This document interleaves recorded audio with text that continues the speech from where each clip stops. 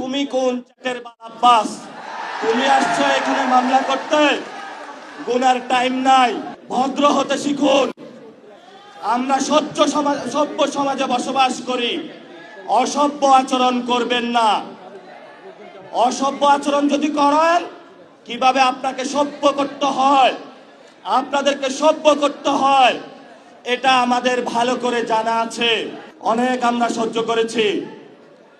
এই যে আমার নামে আজকে একটা মামলা হলো, মানহানির মামলা। ওই ব্যক্তি চাঁদাবাজি করে, সন্ত্রাসী করে। এমন লোকের কোনো মান থাকতে পারে না, যার মান আছে তারই তো মানহানি হয়। মামলা করেছে আরেকজনকে দিয়ে, গোপনে গিয়ে হলো সাক্ষী হিসাবে উপস্থিত হয়েছে। এগুলাকে আমরা বলবো গুপ্ত। আপনি ঢাকা হাটে ফেল করেছেন, লিখে রাখুন জনাব আব্বাস। আপনাকে তারেক জিয়া এসে রক্ষা করেছে। Korean super spicy flavor Mr. Noodles. Oh bro, what a chat. Tarique Zia যদি এসে রক্ষা না করত, তাহলে আপনি মির্জা আব্বাসের ছুনোপুটিও আমরা ঢাকা হাটে খুঁজে পাইতাম না।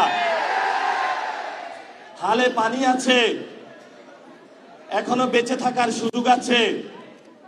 ভদ্র হন, ভদ্র হতে শিখুন।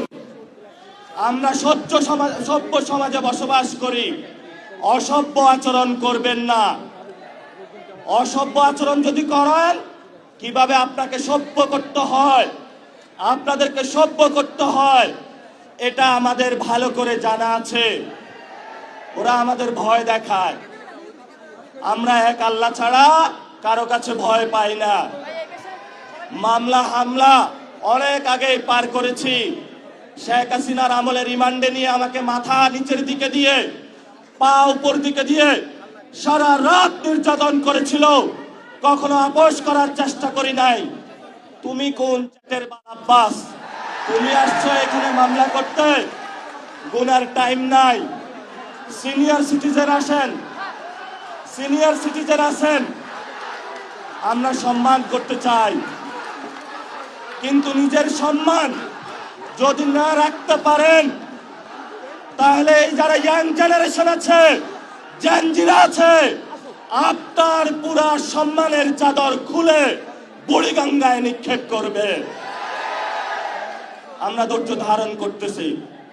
আমরা শান্তিতে বিশ্বাস করি, আমরা গণতন্ত্রে বিশ্বাস করি। ওই দিন নির্বাচনের দিন আমি যদি সেইখানে কনফ্রন্টেশনে যেতাম, হাজার হাজার স্টুডেন্ট হসপিটালে থাকতো। আমি গণতন্ত্রে বিশ্বাস করেছি।